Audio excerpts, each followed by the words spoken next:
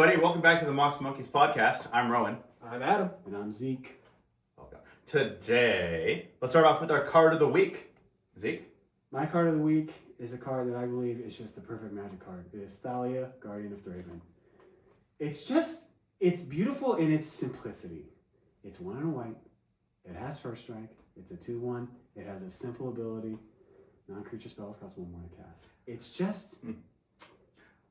It's perfect. When you play 1v1 formats, first strike you learn is like actually really good. It is really good, but it also just like everything that Thalia does fits her character. You know, she's defending with first strike. She's not the strongest thing, but has a lot of fight to her. It's like 1 and a white because she's I don't know. A human? She's a white creature. She's a white creature. White I think it's a very elegant design and it's very powerful. A lot of cards nowadays, have this wall of text where it's like, yeah, obviously Psychic Frog is crazy. It's got 1 million lines of text. But Thalia just has 7 words. Yeah, I think it's beautiful in its simplicity. And I love that it was printed however long ago and it's still relevant. Because just that effect for that cost on a decent body is just good. And I think the foil looks great, and I enjoy playing it.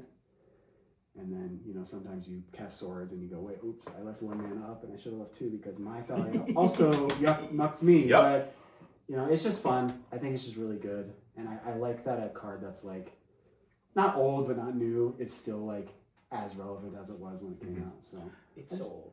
It's like a decade old. At least. I mean, it was old when I started playing. So. It's also the perfect example of the case that every card needs to have an affordable version and a blinged out banger version. She's a buck or two, but the actual promo foil with all the different arts, there are so many different ways to customize it and make it look at me and my awesome foil I spent money on. But also it's just affordable in the base version. There's the Dracula, there's the borderless, there's the full art, there's so many. And they're all very pretty. It's just a great card, and I just like how simple it is, and how I like how elegant it is. And to me, I think it's the perfect Magic design, where it's just everything about it makes sense, and it's not OP, but it's not bad. It is. I don't want to yuck your arm. I do love Thalia. I do think there's a very interesting thing that happened in the past 5-10 years with Thalia, because she used to be old Legacy days. You play her, and your opponent actually had 0 ways that were played in Legacy to answer her and be up in any way. Lightning Bolt is just 2 mana for 2 mana, right? If you wanted to cast a Doomblade or an actual kill spell, it would be even more expensive. Force of Will is a card. But nowadays, Orcish Bowmaster is the obvious one, right? Sure. A creature answer that kills her immediately, but also Fury. Perfect answer, kills her, probably kills other stuff, even Pyrokinesis. There's so many more ways to deal with her profitably, even Moloch. And I do think that speaks to a general move towards more creature-based magic, which he sort of works awkwardly against. But to counterpoint, a lot of those things that you described are, outside of Fury, are played generally in more creature-centric decks, which Thalia doesn't really affect that badly anyways. So, although, weirdly enough, the first strike is also more relevant there. That's where she's good. So it's fair. So. We're talking about Mai for the same reason, or May for the same reason. It's good. It does something in every matchup.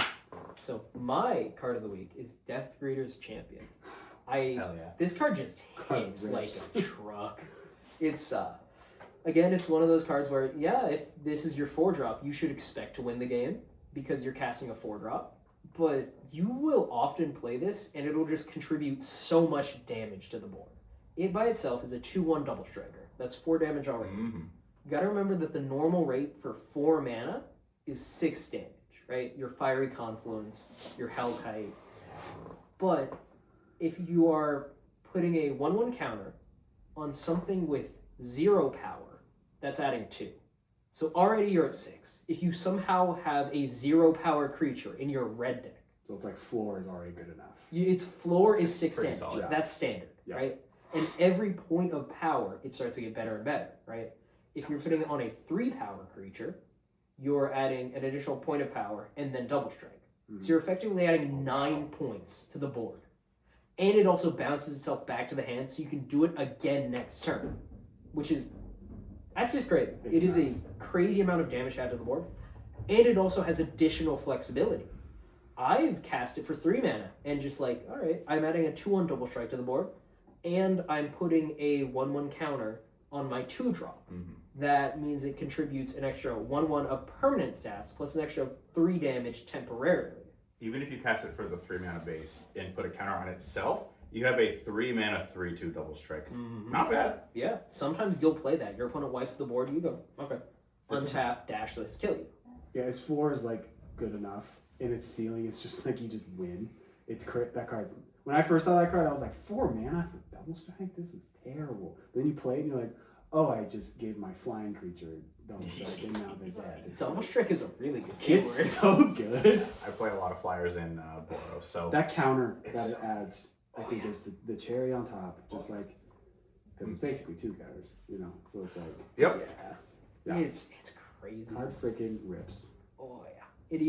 This is gonna sound like very much like a weird complaint. I'm complaining that my sauce is too buttery, but the fact that it has haste when you want it to and when you don't want it to means that you don't have the weird problem where I'll play a Reckless Stormseeker, I'll play an Arena of Glory, then I'll look at my hand, and I have 4 creatures with haste, right? You can't do anything with it. But if you can manage to give this haste, then it gives you a 1 mana discount that you can use for other things, right? It even works in synergizes with these other pieces in a way that a card like this normally would. It just does so much. It does it exactly the way you want it to at all the times you want it to. Yeah. It almost feels like a charm in a weird way because it has just so much versatility. In card design, something that Wizards has said is in their research that players love having choices. And this card does give you so many choices. How do you cast it? Where do you put the counters? And do you attack it with it when you dash? Because you can just dash it every turn and give your other things the counter and double strike. But if you attack with it as well, do you want to? It depends. Again, it's a good That's the card. other thing about like dashing is you don't have to attack with it, so you can just like save it. And you can just keep pumping up your other thing that's a really good attacker. It has menace or trample or something. And you can put counters on your old board. You're right. I'm gonna be so real. I'm not sure I've ever dashed this card and not attacked. No, I'm not. Usually that doesn't happen, but like you do have that option if they have. Like, options are always good. Hypothetically, if you like, had like a thing that's a better attacker and they had a shield driven play that you didn't want to run your Death Creatures champion into, just to, no, you're completely right. It's just I've played this card for so long, for so many years, and I've just. Why would you ever not attack? I mean, why would you click the all attack button? Usually you can just win, so it doesn't really matter. But Yeah. it's nice having that flexibility. This might which is speak what to the you strength said. of the card, which is that it's always correct to attack. It's not bad. Anyway, Love great it. card. All right. Plays We're as all, a red deck. we're all Card playing of the it in our red decks. My card of the week. A card that I play in one deck, and every time I do play it, I'm like, this is a banger, is Unlicensed Tears. For 2 mana, you get an artifact that just says tap, exile up to 2 cards from target player's graveyard. You play it early against your blue opponent, they can never delve. They can never Snapcaster, they can never Mystic Sanctuary. You're playing against a Reanimator player or anybody who plays Sabine's Wreck or whatever, too bad. They're stupid. Too bad. And every deck has, or 90+% of decks have some sort of like deal with their graveyard. So many decks will run like Unearth or Reanimate just because it's a good card, and that just turns that off. You activate it end step, whenever, just to make sure you got that protection. And while you're doing that, this thing just grows. Even if you get to like the mid game and it's a 6er or a 7er, I'm sorry, I didn't mean to do that. It has crew 2, which is not crew 1, but you're just coming in with a big guy. Attacking with big creatures is how you win some games with a lot of decks. And it's 2 mana. It's not that hard to get into play. Yeah, you can't connect with your Ragavan anymore. You just throw it in the hearse. Ragavan's like, get in, loser. Yeah, We're going to top 8. Actually, what deck are you playing this in? Boros. Oh, okay. Because I used to be on it in medium red because it turns out Reanimator really sucks. Big giant lifelink creatures really suck, and so having a tool for that matchup was really nice. That's just unbeatable if it's in play. It's hard. I played in Rakdos just because of the being able to pivot into an attacker, but it's also just like super efficient. Yeah. Graveyard. Hey, getting to 2 things is bananas. Yeah. Like, Ghost Vacuum hits 1, this hits 2. And if you play it early, they just don't have a graveyard at all. Like, again, for the delve stuff and like if they're playing Goyfs, like, too bad. Mm-hmm. It's not going to do anything. And like, It like keeps them off of Flage. oh, absolutely. You know. Uro is just dead. Uro's If your gone. opponent's playing like somebody at our game store plays 4-color lands that loves to loam a lot, screw you. You can't do anything. It turns off so much of modern Magic. Yeah. And it's a big beater. Keeps It's a them off big of boy. Oculus. Just like there's Oculus. so many relevant things. Yeah. I would- And if you're in that mid to late game, you play a creature that doesn't have haste, get in the car, Morty. We're going in. The fact that to crew you can tap any creature that is summoning sick is so good. Yeah. Crew is good. I'm a big fan of Vehicles are great. I will say one question. I know a lot of people more recently have been picking up on Ghost Vacuum to do the same thing. Be a little bit of incidental graveyard aid. What do you think that's worse than Curse? Or I am slow to update decks. I don't play Ghost Vacuum in any decks. I do think Ghost Vacuum... So Ghost Vacuum is also pay 6 and tap it and sack it to make a 1/1 copy of every creature that was I exiled. believe so, yeah. I think that effect is cool. The deck that I'm playing it in doesn't want that. It's cool to have just like one big beater. I have seen that more in like a deck that can expect some amount of the time to get to sick. Like Jeskai Yeah. gets to sick decently often. In a deck Or like... I used to run Ghost Vacuum in Jeskai, and it just like didn't feel like it was having enough impact. Yeah. So Ghost Vacuum is good when you yourself don't have creatures. Like Jeskai is like, cool, it's gonna hose you and give me a threat. But Unlicensed Terrorist is going to hose you and make my threats that I play mid to late game better because now they can attack. Yeah. I think I personally would, at least in my Boros list, I want to be playing hers over Ghost Vacuum. You are Yeah, on you can like turn a it sideways. Soul Spread for Boros, right? Yeah. Yeah.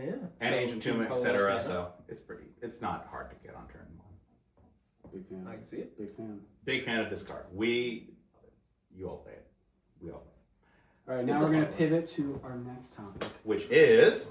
We're going to touch base on where we're all sitting in our fantasy league. Mm-hmm. Absolutely. You'll see the stats somewhere on the screen, but currently we have Rowan in the lead, me in second place, Zeke trailing a little bit behind me. Mm-hmm.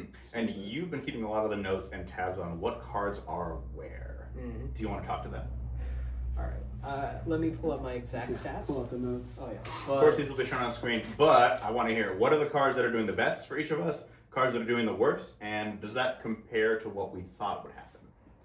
I mean, I can only speak to what I thought would happen. I will admit, I'm kind of shocked by a lot of these, which realistically I shouldn't have been. But the cards that have been doing the best, generally overall, have just been these cheap instants and sorceries that do a lot of good work. Mm-hmm. I think Thoughtseize is our current best card out of all of them, at least at the time of recording. That was my pick. Zeke actually, despite being in last, has the first and second best picks out of the entire draft. What's the second one? Swords? Swords. Yeah. It's To actually plowshares, of course. Swords good. Plowshares. Not Sword of Fire and Ice. Yeah. Sorry. We've realized I think you have the most polarized draft overall. Your highs are so good. Yeah. You pick the best I got of some, the best. I got some stinkers on there. And for you also sure. got some real stinkers in there. Yeah. Some staples and stinkers, you could say. I would say that. Yeah. Nice. Lightning Bolt is also very high up there. You have that? I do. For cards like Lightning Bolt and Thoughtseize, it's like, can you go to the Winner's Archive and find a black or red deck, respectively, that don't have those cards? It's hard to find. It's very hard. Same with Swords. It's hard. Thoughtseize and Swords also Interactions just has a and lot of splash damage across like a large number of decks. Like if you're playing a combo deck that has black in it, like you're probably gonna if you're only throwing one hand attack spell and you're throwing in Thoughtseize. Mm-hmm. You know, if you're gonna play one white removal spell, you're gonna pick Swords. Yeah. You know? So it's Combo like- especially. Mm-hmm. And then I had Brainstorm, which blew, again, you're talking about cheap instants. Brainstorm, I was like super excited to get, but that's not my best card. Is it? No, your best card is Deathrite. Which kind of surprised me. I know that Deathrite was a great pick because Deathrite is a good card, but the fact that it's in the most decks over Brainstorm, that's crazy. it's nuts. Because Brainstorm to me is like, if you're building a blue deck, what's the first thing you do? Let me see, Brainstorm, Ponder, Well, if you see Preordain. apparently you grab the Porn Oculus. 'Cause that's what I picked. You know a really surprising card that's beating Brainstorm? Opposition Agent. Oh. By a lot. Wow, okay. And you have that one. I do. I have Bowmasters. How do Bowmasters and Opposition Agent compare? Opposition Agent has one less copy than Bowmasters. Okay. There's one person that put in Bowmasters, but not Oppo. Interesting. Okay. They're very close. Shout out to the Bowmasters. Yeah, it is. It's very interesting looking. Lord of the Rings reference? Chromox has more than both of them, but less than Lightning Bolt. Sure. Glad I got Chromox. I was like torn between Chromox and the One Ring. We'll get to that in a moment. Chromox, but I think, was Chromox a very good pick. is a banger. What are some of our worst performers? Dress Down. It is Dress Down. Sorry. Dress Down was... No, when I was drafting, I was like, what am I freaking... It was like, the only enchantments I could think of were Dress Down, Animate Dead, and like Leyline Binding. Those were like the only three that I could think of. Yeah. And I was like, maybe... I mean, I feel like it goes in most Jeskai decks. I don't know. Maybe I'm wrong. I think it does, but it's... how I put this? It's one of those cards that you put in if you're really into the format, but on its face, it doesn't look that exciting. Yeah. And I think a lot of people, if they're looking for cuts, tend to cut it just because it's not very sexy. There was a comment on that video where somebody said we're all Jeskai build. And yes, we are, but it's not that great of a deck. We'll get to that on our main topic soon. And in Dress Down even isn't... It's not the best card in the deck. It's not. I don't think it's in the top 50 cards in the deck. That's not why I picked it. I picked it because I needed an enchantment. Yeah. You know what I mean? When I was looking through those, I had the same moment, but I think I had the breakthrough that you didn't, which is you look at the enchantment creatures that you play. Yeah. Your Fomos, your Springheart Nantukos. What's that black 5-drop that everyone tells me is good? Overlord of the Bailmer. Yeah, that one. Yeah. But that one, oh yeah. There's also, I think my worst performing card is Oko, Thief of Crowns, my number 2 pick, which I still think I was right to make that call. I had to pick a Planeswalker, and my opponent. There's just not that many good ones. Yeah. You look in most decks. We'll pick 3 mana walkers. Yeah, you look in most decks, you will see one Planeswalker, maybe. And that Planeswalker is Teferi. It's like Teferi, it's maybe Grist. Maybe. Yeah. Grist was bad for a while, now it's good again. It's so good. It's just nice to be able to tutor for it. Like, being able to Green Sun Zenith for Grist is kind of sick. Yeah. Sometimes being able to Metamorphosis Fanatic your Grist and have a Grist with a lifelink counter, that's really cool. It doesn't do anything, but it's cool. Yeah. No, it's... We're doing Cauldron Familiar Grist combos, let's go. I think I was... Whatever the Cauldron is. Let's go. Never mind. I think I was correct to pick Oko at that moment, because if I had let... I mean, you gotta pick something. Yeah. If I had let it go too long, then other people could have sniped that, which would have been very dangerous. I still disagree with that, because... We've talked about this. Why would I pick a second Planeswalker? Okay, the rule was you had to have this many from each card type, and once I picked a Planeswalker, I couldn't pick a Planeswalker again. No. I think that line of thinking... But also, why would I hose myself to hose you? I think that line of thinking would have been more accurate had the draft had more players. You are right. Like, if there were 6 of us, you yes. really gotta get it while the getting's good. I think realistically this speaks to my own mind. My logic for that was if I was in your position, I absolutely would have. Because it's funny. I'm not going to hose myself to hose you. I would have. When at the end of the year we're supposed to buy each other cards if we don't win. I would have cut off my ear to spite your face. Well, that's you. I'm not like that. Yeah, but I got to take care of numero uno. That was my logic. That's it would have been really funny. And also, honestly, I think I was a little higher on Oko than I should have been. Oko feels slow these days. It's not. I don't even know that Oko is necessarily bad. I just there's not a lot of green-blue decks running around. Yeah, blue-green decks. And I don't think is it played in Banned Vault? I don't feel like it is. I'd play Teferi in a heartbeat. I feel like you could if you wanted to, but I don't. You're definitely playing Teferi. You're definitely playing Tezzeret. Mm-hmm. Are you throwing both of them? Maybe if you're in a really creature-heavy meta or something. Yeah, I mean, if you've got Dorks, I think it's great because turn 2 Oko is kind of backbreaking a lot of the time. It can be. But that'd be a cool deck. It is interesting. When I first started playing, Oko was a real problem. Mm-hmm. Yep. But also check was I remember playing against Oko, my opponent goes up to 6, and I was like, oh god, I have my 2-drop, I'm going to attack into it, I'm going to bolt it, I'm going to fork lightning it, and I'm like, oh, Oko only got 2.5 cards out of me, I've won. I know, yeah.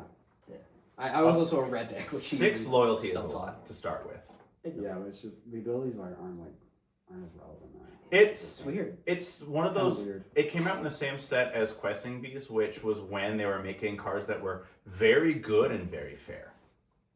Like it's not. Eldraine, known for its fairness and I think not being powerful. Well, look, it wasn't Psychic Frog, it wasn't Nadu. I think Eldraine is considered one of the most powerful decks of all time. God, what are cards gonna look like in 5 years? I'm still waiting. We're gonna have some horrific UB thing that gets banned everywhere. Captain Kirk, what are you doing here? I'm getting in the battle bus with Spider-Man.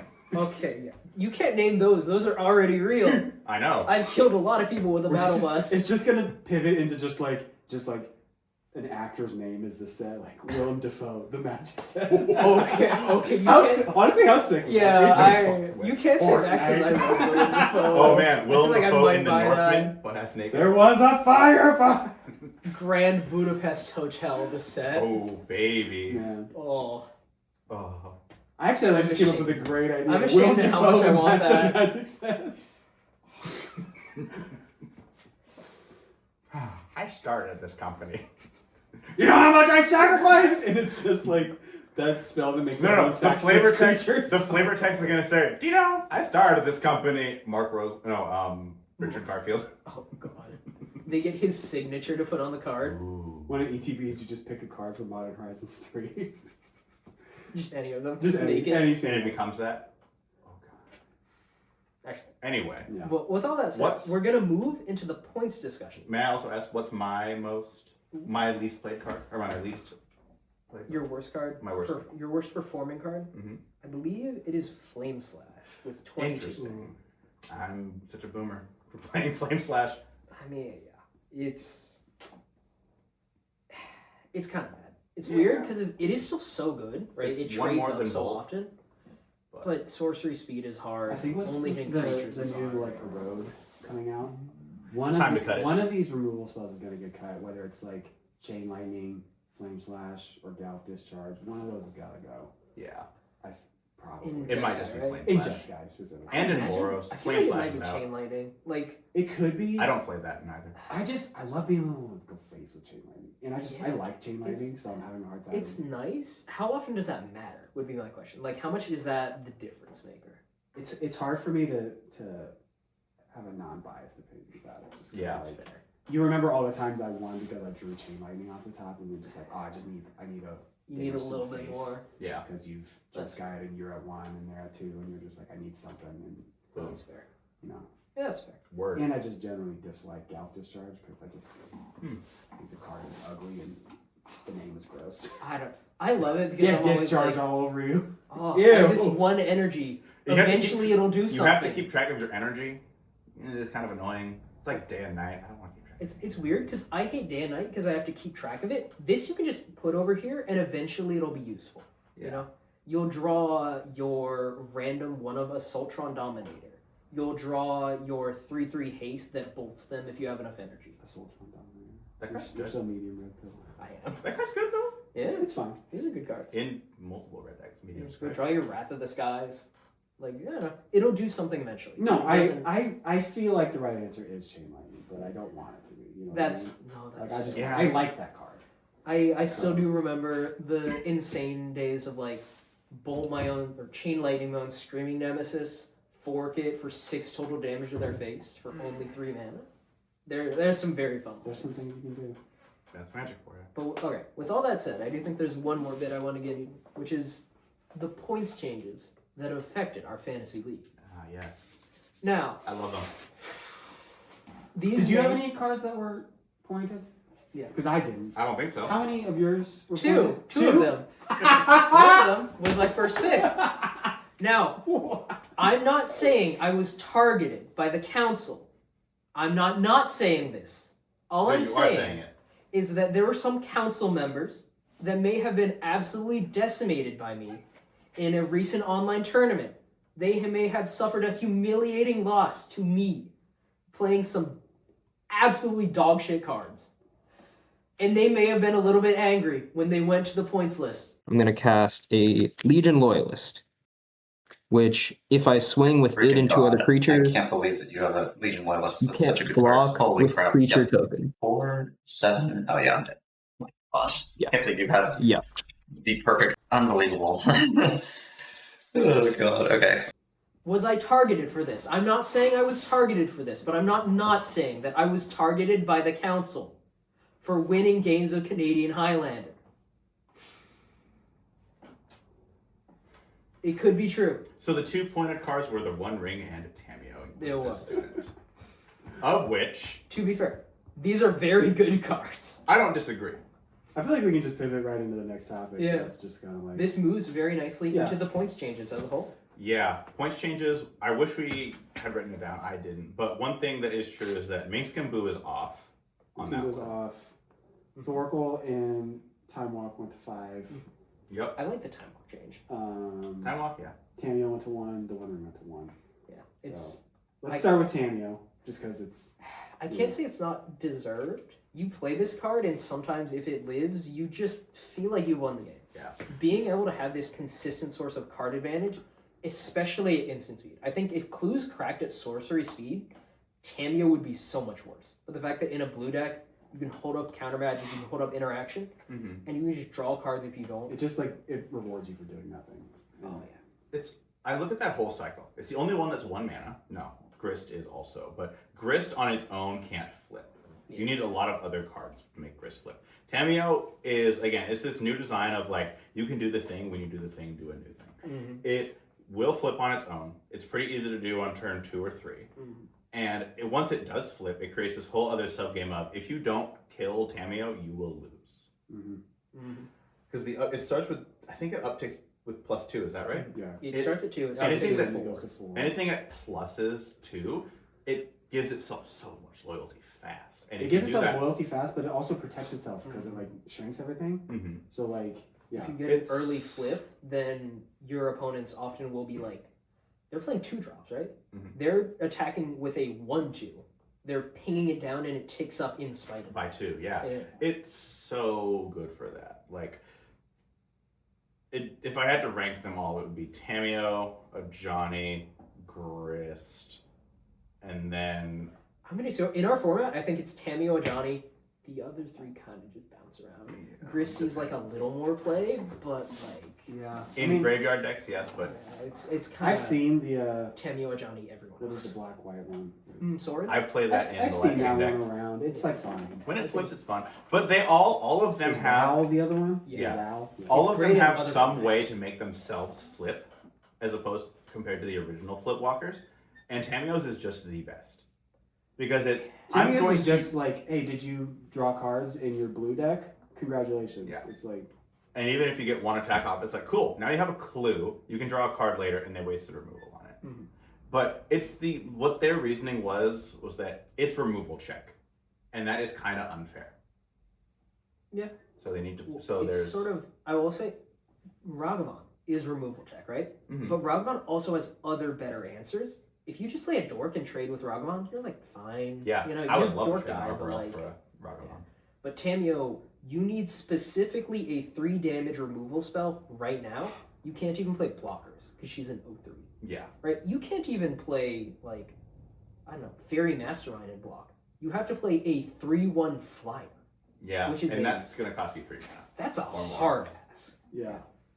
Like, She's- I So don't like think. Tameo also had a lot of just like dipped his toes into other, not just Jeskai decks, because it's been getting Oh, yeah. played in like Bant Vault and stuff. Because Mhm. there's also it makes artifacts and Mhm. draws cards, and Right. the fact that it is just like a win con for 1 mana is, I think, what really pushed it over the edge. It's like, Absolutely. Ragavan is obviously powerful and good. It's not a win con, no. Like, But you it's can win the fragile. game off of doing some of the It things does from it, attack, yeah. but like Tameo draws you. There are multiple ways to library, you know. I do think, yes, it should have been pointed, but there's this new trend that we'll talk about in a moment of like more 1-pointers existing just to like trim down some of the fat up decks. Yeah. Which Or I trim think up the main reason, decks. I think one of the biggest reasons was to just like make Jeskai worse. I think is like a Yeah. good reason. I don't hate It's it. like Jeskai gets away with playing recall because it like doesn't need to play other pointed cards. Yeah. You know what I mean? Like I would argue right now, and this might just be me and my personal bias, but I think that right now, Jeskai kind of sucks. I just Maybe that's because I'm mediocre at the game and like need more practice with it. But all of these like individual one pointers getting pointed is oftentimes because a card will be ubiquitous in a lot of decks, like Fourth Aerolingus, Tameo. These go in a lot of decks, and they got pointed because they're just strong. And Jeskai kind of lost a lot of its like heat because of that. I'd also argue, and this might be, I hope this is a good time to bring this up in the conversation, that Ancestral Recall might need to be at 7 again. I was thinking maybe 6, but 7 would probably be, if I had to pick, where it would go. You look at a card like Time Vault. Vault decks are insane right now, and comparing the 7 to the 8 of Vault versus Ancestral is kind of, one card is very tutorable. Time Vault is very tutorable, and it's 7 points. Jeskai right now is only, for me at least, a card that I will just draw, and it's 8. Because I'm also running Mystical, and my Mystical tutor is for Entreat Entrance. This is alright. I feel like they're both roughly equal amounts of tutorable. I kind of disagree. Because like it's just quite frankly the fact that Time Vault is a more attractive target for tutoring. Mm-hmm. But like I think you can tutor for Jeskai just as hard, or tutor for Ancestral just as hard. It's just not worth it as much. It's not worth it to tutor for it. If you Mystical tutor for it, you're down a card, so it's a 2-mana draw 2. It's like I've been playing around with Merchant Scroll in my recall spread, and I've liked how that's felt, just because like you have the flexibility of getting something else with Merchant Scroll. Sure. And if you don't got you don't got shit to do, just go get Ancestral Recall and like. Now you do. Yeah. I will say I think stuff like that is better with the new flashback card, because now you've got more sources of if Ancestral's in the graveyard. card that just says flashback. Yeah, it You literally Ancestral targets again. flashback. I was like, what flashback card? I was like, the flashback. The flashback Yeah, card. yeah. Yeah, it's like They couldn't have given it a better name. having Ancestral in the graveyard is more valuable now because of cards like that, Sure. like Mystic Sanctuary, Snackcaster, etc. Yeah. I disagree that Jeskai is worse, because Jeskai just like it just like has so many options that like sure you lost Tameo, but you can just like throw in another thing, and it's technically worse, but like I don't know, I haven't like missed Tameo. Sure. If I me may neither. offer a subtweet here, I think maybe you/Jeskai players in our local meta haven't adapted, because I think if you look at a lot of online results, Jeskai Black has been doing pretty well. Yeah. And it's like, I think the answer is maybe you just toss in more colors. I think there's a lot of decks that I'm gonna. I used to play the green version. Yeah, Jeskai Green on Initiative. I think maybe the time has come to just move into black. I think you could definitely try Jeskai Green again. I think it's way worse than just regular Jeskai. I mean, but you Then get why to play it free if it's roll worse? Minskin Boo now.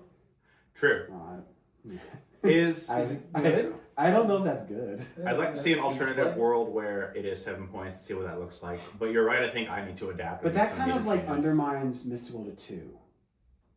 Because then you could just go recall Mystical 4th, which is what you were doing anyways. Yeah. And so then you really, all you lost was Tameo. Would I put in Tameo or 4th? And I think it's 4th. I think you for sure put it 4th. Especially if you're already on Mystical. Yeah, exactly. But then that means I take out Retreat. I mean, yeah, I think you Well, do that. that's just the one. I think that's correct. Yeah, Yes. I like that, like, they're trying to, like, attack Jeskai, because, like, I think what we talked about in, like, the previous episode is, like, Jeskai does just attract better players. Like people who are good at Jeskai are usually people who have been playing a long time, are usually just, like, good at Magic in general, and playing that deck with those skills and that longevity just kind of, like, makes it feel unbeatable. And I don't think that Jeskai is like weaker right now. That's been your experience? Maybe.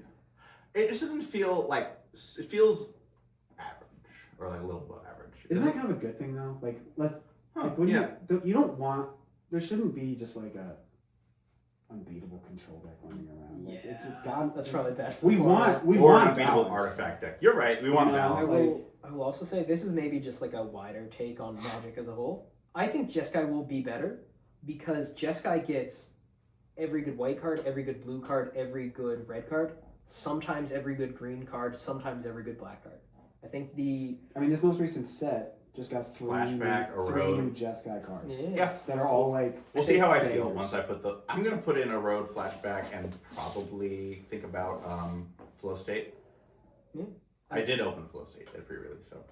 I think Jeskai just gets, the more colors you get, the more cards you get from every set, and so you just kind of get more and more and more, and that's why you have to sort of banhammer these cards like Psychic Frog, like Fourth Airlingus, like Tameo down, because they're busted. But if you can just play the 100 most busted cards, they're really, really good. And I think this will just keep being a problem because I don't think current Magic design is going to change. I don't think. It can't. I mean, like a year and a half ago, Check I think would arguably be like the best control deck. It was free rolling Minskinbu, ran in 6, Psychic Frog, Reanimate. I don't think Merchant Scroll was playing it at that time. I don't think Spellseeker might have been playing it. Yeah. Maybe it was free Regardless, rolling. they were free rolling points. 5 points. Yeah. And then they could play, Ancestral Ancestral, Mystical Treasure Cruise or something, or Tainted Pact. That sounds Or amazing. even just go Mox. So then they were playing a 15-point spread. It got pointed into oblivion, and now Check Control is like a lot worse and Yeah. We've seen me play it. arguably unplayable. Not great. It's in a worse spot, but I do think these sort of 4-color mid-range slot piles, I think they're kind of bad for the format in just terms of they're just playing all the good cards. It's kind of boring. Yeah. Yeah. And I like that, there's now like Rakdos, which at least kind of has a game plan. There's Time Ball and these combo decks, which have more of a cohesive game plan that can be planned against.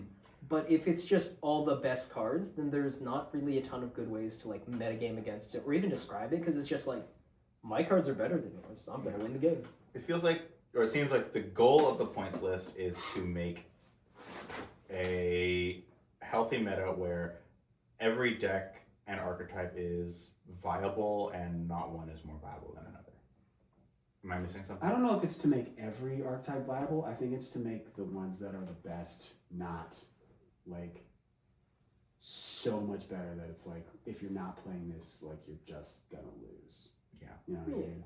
Like it lets you like experiment a little bit more. So it's not just like this one deck. It's like if you're not playing this, good luck, buddy. You know? Yeah. But Yeah, overall, right. I think most of the cards on the points list, I like where they're at. Like, selfishly, Recall to 7 sounds fun because then I can play more points. Yeah. But I think that might be it. Maybe being like, I would still be okay at 7. I would. One note on other points. It does really surprise me that Minskinbu has not seen more play. Since it has been unpointed, I haven't seen a cast. That's the thing. It's like, what deck plays it? Aggro decks. Grow Monster. Real Monsters, Naya, Aggro. It's the decks that play it are not decks that are like top meta contenders. That's why. Yeah. Again, I think check. that speaks to the red-green. It's just kind of like, It's kind of weird. okay. Because I feel like it used to be terrifying. Minskinbu got pointed, but I feel like that shouldn't have moved the needle too much. But I feel like it went from being a menace to just not seen at all. At the time it was pointed, wouldn't you guys agree that, like, Kalander as a whole, which is kind of when I started, was just, like, mid-range hell? Yeah, Omniscient days. Yeah. So, like, Minskinbu just, like, fits that mid-range game plan perfectly, where it's just, like, here's this 4-drop. Here's this blocker slash attacker slash. It's a planeswalker, and it just, like, does it both. But, like, If there's you're gonna make your 4-drops count these days. Yeah. And, like, Minskinbu, I think, is still fine. Yeah. But it's like it's kind of like the Oko effect where I'm like, I'm not as afraid of Minskinbu now. And I think maybe it's just we've all learned how to play around it more. It's just like, okay, I know that when they pick it up, I kill the thing, and then I attack the Minskinbu next turn, and I'm just kind of like good to go after that. But maybe we've just like learned how to beat it. I think I agree about the mid-range thing. These are both cards that are extremely strong when the game's very mid-rangey. Yeah. Right? Your Oko can just deal with multiple things and can churn out 3/3s or upgrade your creatures or do whatever. Minskinbu brings threat on threat on threat and then sometimes draws you 4 cards. But in a metagame where you have to deal with the fact that like often you'll be dead by turn 3 or turn 4 if you haven't killed your opponent as fast as possible or disrupted them in some way. Yeah, if you're up against Flash Hulk or Rakdos and they're presenting lethal on turn 3, and your next turn you're casting Minsk and A boom, 4/4. it's like, Yeah. okay, Minsk good luck. also, I would say, is pretty mediocre or bad against combo because it's like you're attacking them for 4, then they win. It can be mediocre against control if they have the right removal, and like a good control deck and a good control pilot will be in a position where I have a way to deal with this. Even if it's just like a flash flyer to get in, or that perfectly timed, like, again, the clean lightning bolt on a Mace-Gaboo with the trigger feels so good. I've done it a couple times. You're right. This format does have the best interaction out of any format to exist. I mean, if only it were. I mean, you just get every card. It's hard when you have the history of Magic's removal, Swords, Path, etc. Will take it out. Because even Minx-Gaboo, if they uptick it and you like path it and then you attack into the Minx can kill it, that's how you can get rid of it. It's not too strong anymore. I will say Oko probably maybe a little bit better than Minx-Gaboo because it does uptick 6. And make a blocker the next turn, but they're kind of like both in that awkward realm where you have to be playing green. What I find interesting, maybe the worst part about them, you know what I mean? Yeah. What's funny to me is that Renin 6 is still pointed. I understand that yes, it's a strong card. It is 2 mana, and that's why it's so dang good. But what is a deck that's playing Renin 6 right now? 4-color lands. 4-color lands. Every 4-color lands list I see is I no don't red. see a lot of 4-color lands that's playing red. You know? Yeah, it's all no red. I don't disagree, but like, look, there are already 4 colors. Like, Yeah. you could maybe cut a color and add some red in. Throw- Red's got Throw 3 in a cards. catch me a trial. Toss an escape Yeah. shift. Actually, also shift turns. I'm sure Escape Shift is playing it because it does get you a land These every aren't- single turn. These aren't tier 1 decks though. Like, let's be real. They're sick, and I'm not shitting on them, but they're not like, these aren't showing up on your weekly winners list kind of things. Yeah. Like, they show up once in a while, but it's not like, Yeah, I did beat a lands or a time walk guy in the finals. yeah. What's the base loyalty on it? Is it 2 or 3? Or of Minsk-Gaboo? Of Renin 6, I think Renin it comes 6. with 2. Comes in with 2, goes to 3. I think so. We'll put it up on the card reader here, but In my head, it goes to 4, but I could be completely wrong. that's a lot of loyalty.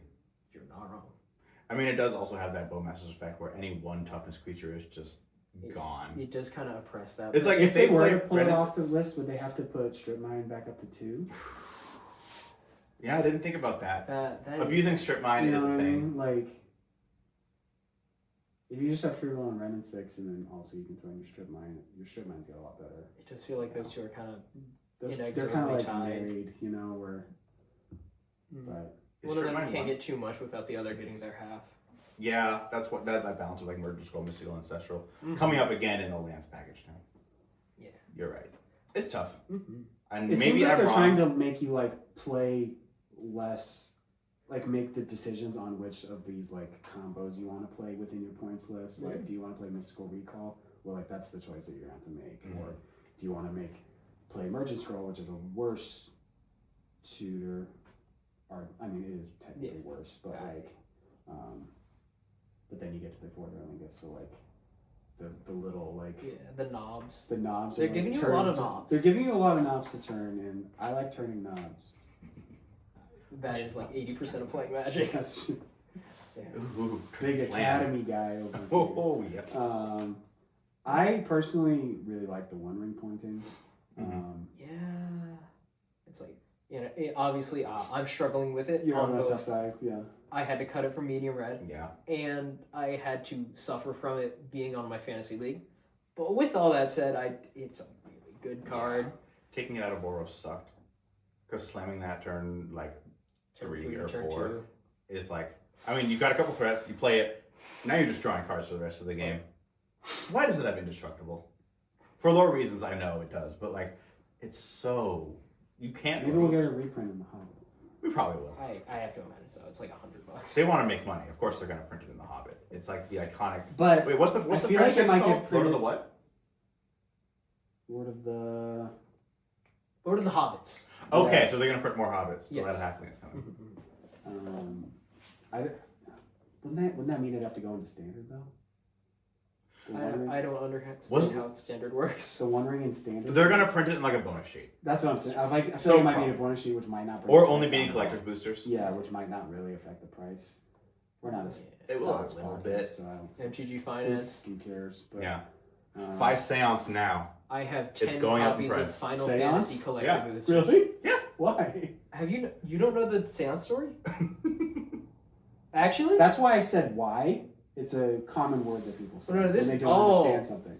Okay, Get a this load of is this, jabroni. this is an insane tangent, but this is a classic. I bought it when it was story. like 50 cents. So No. Okay, Seance. You have one? There Did is. you white enchantment? Yeah, I don't yeah, have yeah. one. Yeah. All right. How much is it right now? I don't know. There is a very old Seance story, which is that at one point there was a dude on Reddit who offered money for people to buy seances and destroy them. You could burn them in a bonfire. Oh. You could cut them up. You could do whatever you wanted with them, right? And people did. He paid. It was not like a scam. So people would set bonfires of seances. They'd dice them up. They'd put them through a shredder, and he would just shell out money. Then, a few months later, several pros reported that they got emails, calls from a mysterious figure offering them thousands of dollars if they managed to take a win at a Pro Tour level event with the card seance. This happened recently? So that if they won, people would buy it Several and the years value ago, would I go want to up. say. Hmm. Yeah. And then eventually it turned out there was a huge buyout from this guy. Then he offered more money for people to buy and destroy seances. He was sitting on a giant stockpile of seances. And at the end, he was trying to, dump his giant load of seances onto the market after someone had won an insane event His with giant seance. what? All this work to make money on Seance when you could just get a job? This guy sounds like a fucking dork. He was trying to do this insane giant scheme. It did not work. Seance is not a good card in Modern They don't and have haste. Canelander. So he's trying to do this like satanic panic bullshit and then like Not. He was trying to do a Bitcoin rug pull in Magic the Gathering, and My it did fav- not work. my anyways, favorite- the points list. That's the Seance story. Alright. Even better was the guy on Reddit who bought 300 foil Molten Collapse. It's a common, Sure. but cool card. Yeah. It's I fine. don't hate it. It's fine. It's fine. Anyway, points list. We've talked about cards that have been pointed recently, cards that we are sad and want to be depointed because we're biased and stupid and want good things for ourselves. Mostly. Mox into 2. Come on, baby. I think, Done. I think you could bring down Mana Crypt. It basically it hurts you. Why would you even play it? It deals you damage. So why even point it at all? You're so right, actually. Make it zero. I was But just like, I want to put the one ring back one in my deck to thing- boost my numbers. Oh. one thing we wanted to talk about is what are cards that we think could be pointed or will be pointed in the future. Mhm. I mean, I have one. Okay. Yeah. What is it? I'm not saying this will get pointed. I'm just saying I feel like it could be. I think 3 Fairy is in an interesting spot. Yeah. Um, I think we should point this card. Because you don't play it. I mean, No, because you picked it. I just, if you look at any given white-blue deck, Teferi is the first card you see on Moxfield Because the two at the plays top. first. And like, if you're throwing in a Planeswalker, you're throwing into Fairy. It just kind of does everything. Like in Control, it's like, it says all your spells can't be countered, which is crazy. In combo, it says that. It's a silence on a stick. In combo, it also says remove their threat because it gives you a whole turn and a half to not die. Well, scratch that. It also says remove their taxation piece. You can bounce their Thalia. You can Yeah, bounce sort of whatever's thing, stopping you from you know. comboing. Yeah. It just like dips its toes in a lot of these buckets that a lot of the best decks are playing. Like all the best decks are playing Teferi. Yeah.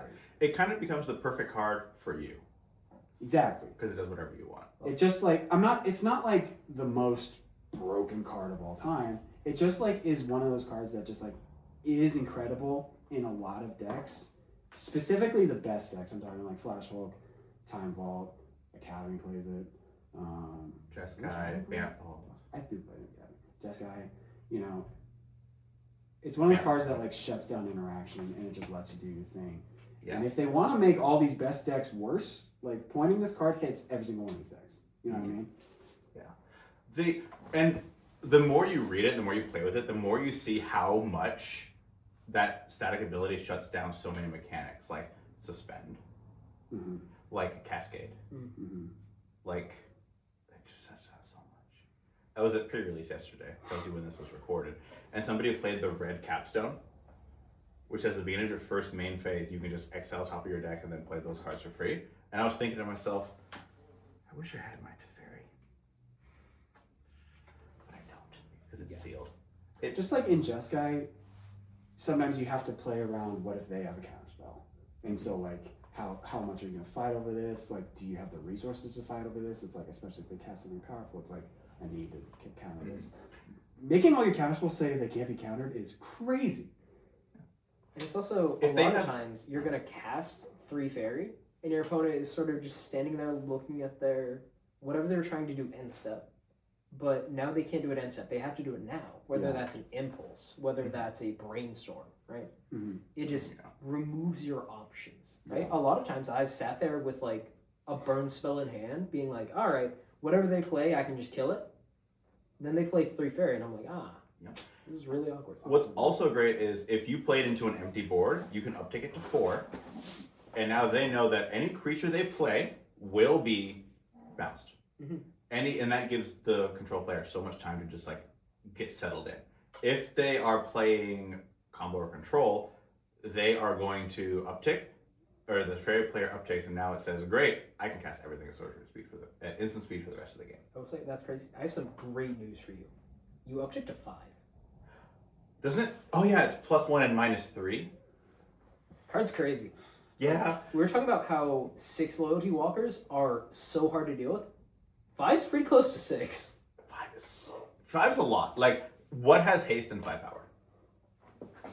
Okay. Thundering Raiju? How do you? That swings for 3 with a 1/1 counter and 1 damage to a player. Card sucks. You can't even kill Teferi. Card sucks. Yeah, you can't kill it. I mean, Unholy Heat. That's true. The first time Unholy Heat But you can't Unholy Heat in response. No. You wait till your own turn and do 1 mana. It's fine. 1 mana to stop a 3 mana thing is fine. That's fine. Yeah. I could see it obviously never getting pointed.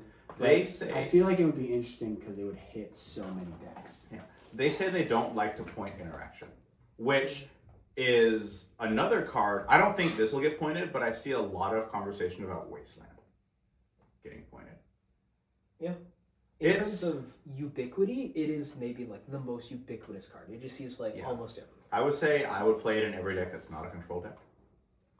Because if you're aggro, you're screwing your opponent over while you beat in. If you're control, you waste. You don't play it in Jeskai? I think I do play it in Jeskai. I play it in Jeskai. Yeah, it maybe speaks of the control decks we're playing. I feel like there's so many random ass legends that I just played in half my control decks. Because control decks nowadays, there's not a lot of like traditional blue-white, counter all your stuff, remove all your stuff. Control decks nowadays look more like tempo decks. And you know what tempo decks play? Creatures with good ETBs. And you know what creatures with good ETBs look like nowadays? We're talking about Wasteland. Are you talking about Krakus? No, I'm talking about Wasteland. But then you're talking about getting Caracas. I'm talking about getting Caracas. I'm saying like stuff like Aang, Swift Savior, is a great card with a good ETB that's a legend. And there's just so many good legends you play nowadays that I think Wasteland gets better because Caracas becomes such a threat. Yeah.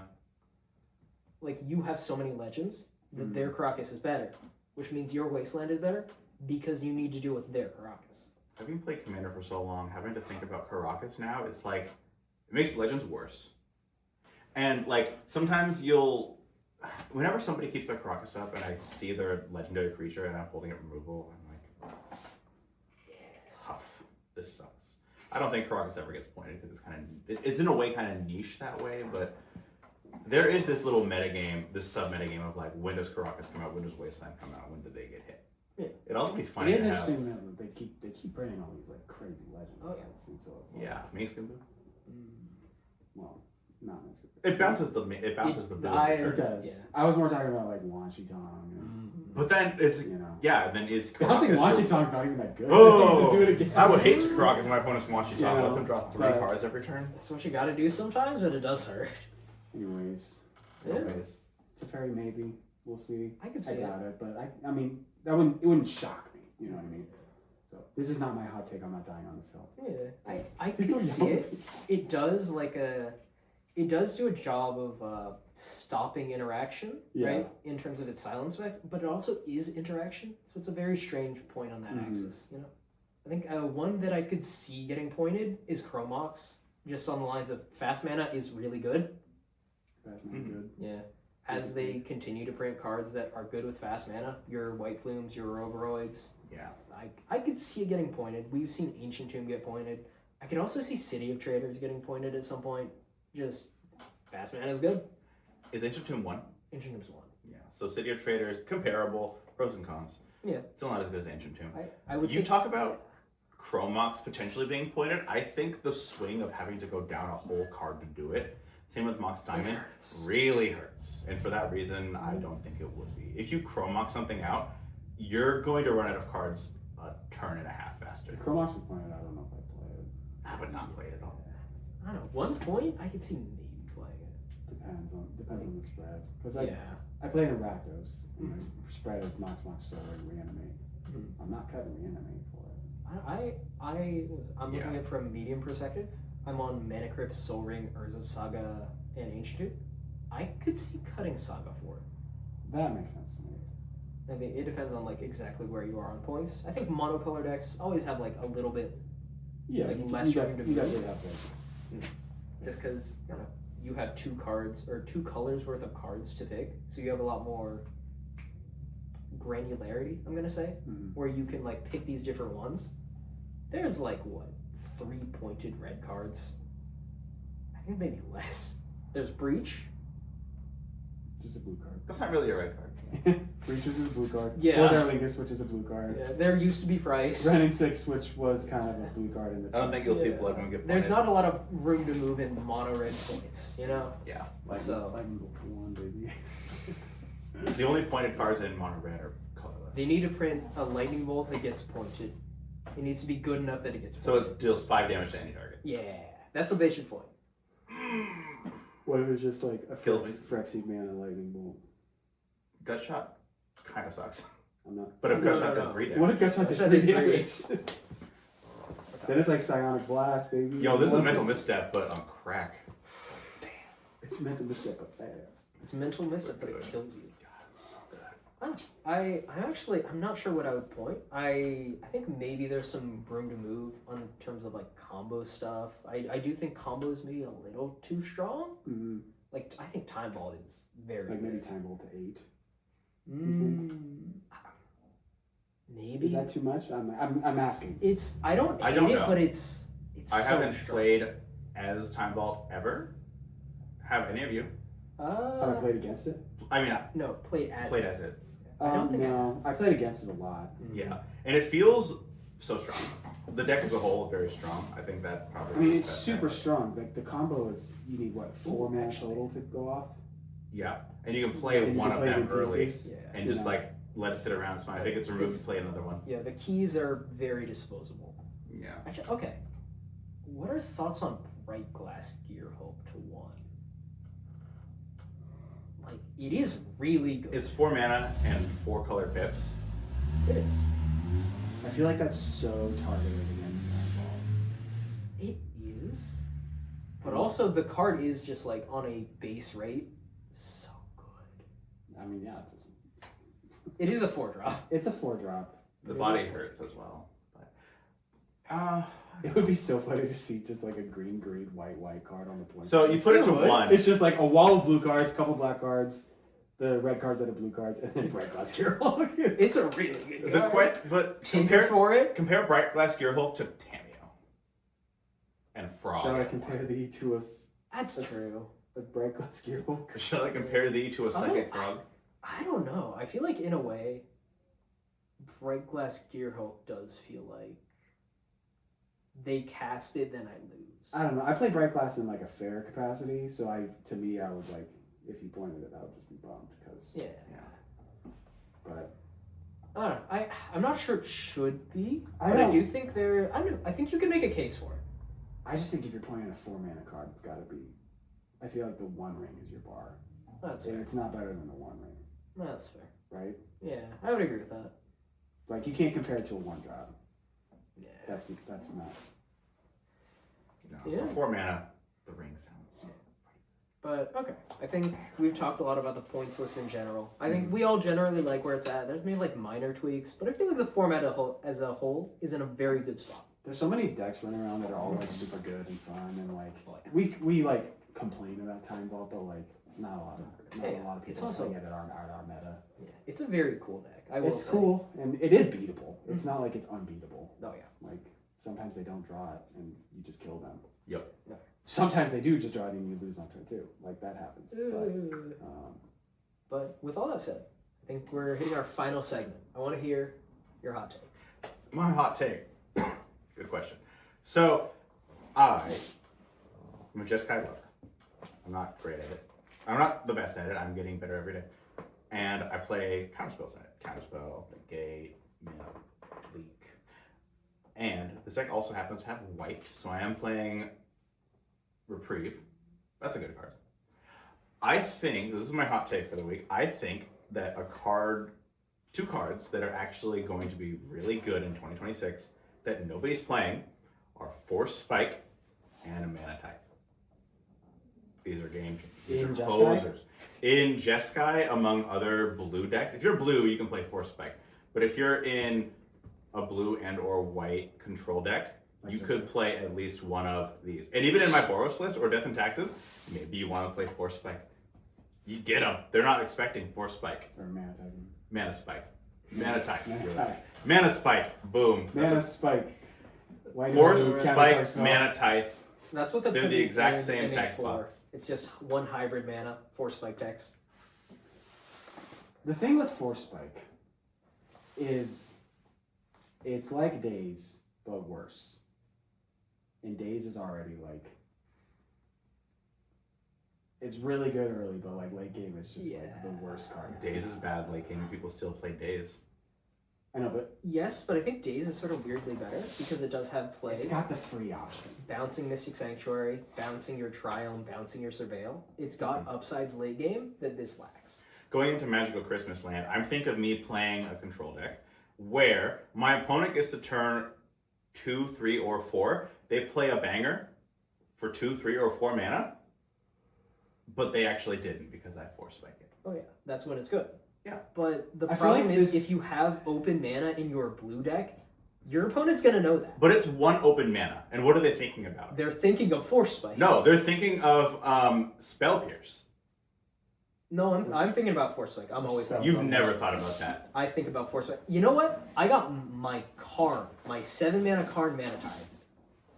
And that is etched into my brain. I'm always thinking about this. Always. And I think a the lot of other problem is, Magic though, players have this formative memory. Force Spike just kind of is played in tempo. So I think if we're gonna like lean into the hot take part of it, where like you should play it in Jeskai, that is hard for me because I'm like, what are you cutting? What am I for cutting? Force Spike? Yeah. Flame Slash. Duh. Well, we've already cut that for Erode. I so- haven't. Well, I'm cutting a basic for a I round. will also say, I think Flame Slash might trade up in mana more consistently than Force Spike. So I'm going to play both. That's what you're saying. Okay, so what are you cutting? Basic. Okay, so now your opponent erodes you and you have less basics. I already play 5 basics in Jeskai. Yeah, You exactly. play 5? I think 3 islands and a plains and a mountain. I don't know. I mean, Well, again, I Jeskai could does lose hard to cut an play. island. I've never lost to Blood Moon. Yeah, you just counter it. Yeah, it's kind of with Force Spike. I don't Or think you can that's- play your red cards or your blue cards off your island. The thing with Force Spike is like it's the art is sick. Let's just get that out of the way. Freaking chain, Yeah. the flail, whatever. Yeah, it You're is. smacking your opponent's mana with It's sick. a spell with But a mace. 1 mana is easy to pay for. The thing with like Mana Leak and No More Lies and stuff is that 3 mana is like the sweet spot. where That's a it's like- big number. 3 is A basically lot of times no. you leave up like 2 mana sometimes when you're casting something. Like it's turn 5 or Yeah, if you're just double. hypothetically, we're just like play 1 mana turn. It's turn 5. You have a 3 drop. You play it. Mhm. Like your mana leak still works. Yeah. Your Force Spikes are no good here. Your Dazes are no good here. I also imagine a world where I've been playing it for a while and everybody knows I'm playing it. I'm leaving up 1 mana. Mhm. I dare you. Come on, cast it. Tap out. Tap that Miss Kaboom. Yeah. I dare you. It makes your curve worse, but again, it's still like if you're a blue deck, you have open mana. I'm assuming you are doing something. You have right? something. I'm thinking about the counterspells. Blue is literally the counterspell color. I'm thinking about this. I think it's worse. Like what it does is fine, but I do think the real problem is like, what are you cutting for it? And I'm not going to accept you cutting a land. Like that's just not going to fly for me. Because that's ridiculous. Well, I had to cut Tamiya, so there you go. But like, that's definitely on the 101st cards list. In Just Guy, like, can we agree on that? Sure. I would agree with that. I will I'll say take segment over. She agreed. From 101 to 200, yes. I will say I do think Mana Tithe specifically is underplayed because I think maybe in blue decks you're thinking about counterspells. In white, your opponent probably is thinking about Mana Tithe because there's always like, are they gonna do it? But there's only one of, and it's really hard to always play around that. But then there's that awkward push and pull of like creature strategies. Is like, why are you holding? It's like weird that you're holding a counterspell. It's awkward. When you should be progressing your game plan. Like, I'm going to talk about Medium Sledging again. That's my green mark deck. Sure. Like, I'm trying to go like Dork 3-drop. I'm not trying to hold up Mana Tithe on turn 1. You know, my deck but is I think very you don't want to cast Mana Tithe on turn 1. You want to cast it ideally when your opponent's curving out. You want to cast it when they're casting their 3-drop on 3. Yeah, but it's sometimes it's going to be pretty hard to line that up. Yeah. My deck is very. Just have like an Ancient Tomb? Sorry, go ahead. My deck is very 2 and 3. Some 4-drop heavy. So if my turn 1 play is to do that, I think that's pretty good. Maybe you're messing up their plan to cantrip and curve out and smooth out their draws. Maybe you're messing up their Mystical Tutor. Maybe you're messing up their Ancestral. Sure. Hey, the day I Mana Tithe a Ancestral Recall. Mental misstep. Feels good. Your Mana Tithe. Force of Will. Force of Will. Spell Pierce.